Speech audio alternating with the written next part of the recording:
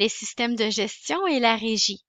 Un système de gestion est un ensemble de processus, de politiques et de procédures interreliées qui fonctionnent ensemble pour atteindre les objectifs d'une organisation.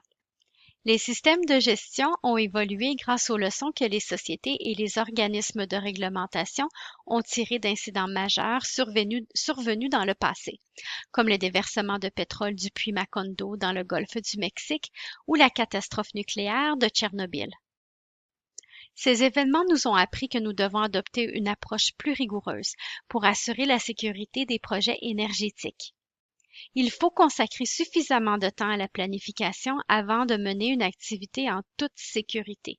Il ne suffit toutefois pas de faire une activité et de considérer que cette étape est achevée. Les sociétés doivent évaluer l'activité une fois qu'elle est terminée et tenir compte de ce qui a fonctionné et de ce qui n'a pas fonctionné. Enfin, il est important d'apporter des améliorations pour la prochaine fois. En vertu du règlement de la Régie canadienne de l'énergie sur les pipelines terrestres, toutes les sociétés réglementées doivent avoir un système de gestion conçu pour protéger les personnes, les biens et l'environnement. Voyons un exemple montrant chaque volet du cycle d'un système de gestion, c'est-à-dire planifier, faire, vérifier et agir. Une société pipelinière prévoit effectuer des travaux de construction près d'un cours d'eau où vivent des poissons.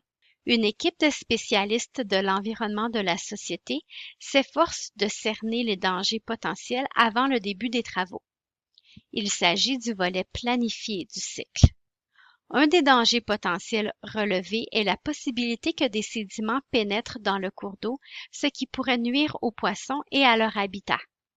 Les travailleurs installent une clôture anti-érosion pour prévenir ce phénomène et protéger la zone. Il s'agit du volet faire du cycle.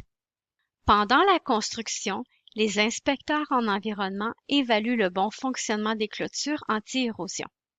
Ils remarquent que lors de fortes pluies, les clôtures tombent parfois et doivent être redressées.